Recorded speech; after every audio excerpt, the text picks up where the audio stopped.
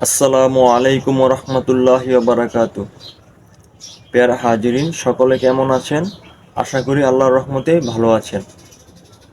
আজকে নামাজ অধ্যায়ের অষ্টম পাঠ। আজকের আলোচনার বিষয় হলো জুমআর নামাজ এবং ফজিলত। প্যারা হাজিরিন, আজকে আমরা জুমার নামাজের ফজিলত এবং নামাজের নিয়ত সম্পর্কে আলোচনা করব।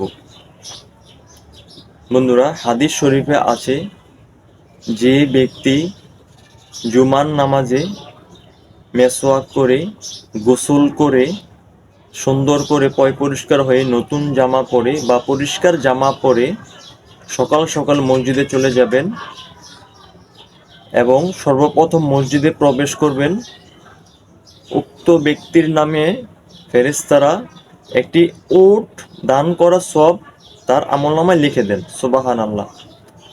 দ্বিতীয় জন ব্যক্তি প্রবেশ করবেন মসজিদে, তার নামে একটি গরু কুরবানি করার সওয়াব লেখা হয় বা গরু দান করার সওয়াব লেখা হয় বা গরু সদকা করার সওয়াব লেখা হয়। তৃতীয় জন যে ব্যক্তি মসজিদে প্রবেশ করবেন, তার আমল নামায় একটি বকরি সদকা করার সওয়াব লেখা হয়। চতুর্থ জন যে মসজিদে প্রবেশ করবেন, তার আমল নামায় একটি মোরগ সদকা করার সওয়াব লেখা হয়। তারপর পঞ্চম এভাবে ধারাবাহিকভাবে পঞ্চম যে লোকটি প্রবেশ করবেন, তার আমল নামায় একটি ডিম সদকা করার সওয়াব লেখা হয়। বন্ধুরা, এইভাবে সওয়াব লিখতে থাকা হয়। যখন ইমাম সাহেব খুতবায় দাঁড়িয়ে যায়, তখন ওই খাতাটি বন্ধ করে দেওয়া হয়। ফেরেশতারা ওই সদকার লেখার খাতাটি বন্ধ করে দেয়। তো বন্ধুরা, এ থেকে আমরা হাদিস থেকে বুঝতে পারলাম, এটা বুখারী শরীফের হাদিস। আমরা হাদিস থেকে বুঝতে পারলাম জুমার নামাজে খুব দ্রুত মসজিদে চলে যেতে পারলে আমরা সওয়াব বেশি অর্জন করতে পারবো। তো এখন জুমার নামাজের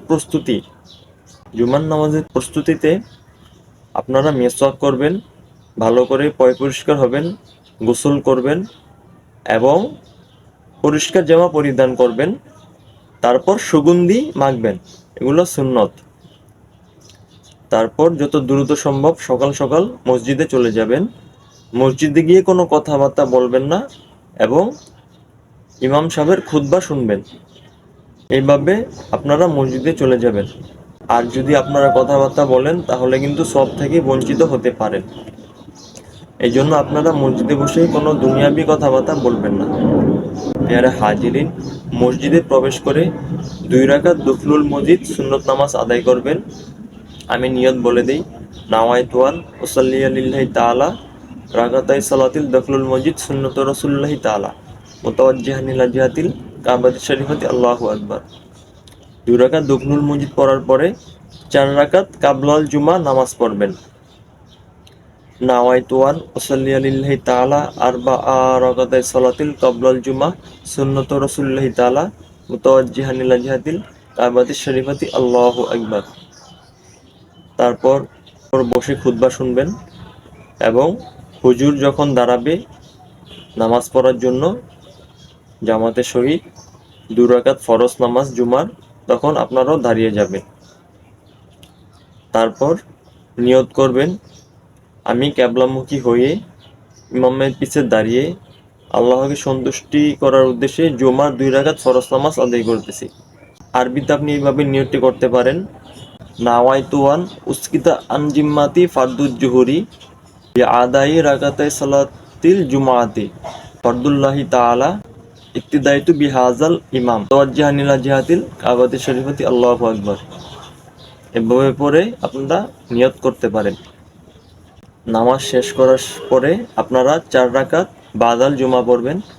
নাওয়াইতুয়ান উসাল্লি লিল্লাহি তাআলা আরবাআ রাকাতাই সালাতিল বাদাল জুমা সুন্নত রাসূলুল্লাহি তাআলা মুতাওয়াজ্জিহান ইলা জিহাতিল কাবাতি শরীফাতি আল্লাহু আকবার। এইভাবে আপনারা জুমার নামাজ শেষ করবেন। প্যারা হাজিরিন, আপনারা জুমার নামাজ সম্পর্কে সংক্ষিপ্ত ধারণা পেয়েছেন। অবশ্যই আপনারা এইভাবে আমল করবেন। আজকে এ পর্যন্তই। সবাই কারামত আলী হামজা অফিসিয়াল চ্যানেলের সঙ্গে থাকুন এবং চ্যানেলটি সাবস্ক্রাইব করে রাখুন। নতুন নতুন ইসলামিক এডুকেশনাল ভিডিও পেতে সবাইকে অসংখ্য ধন্যবাদ।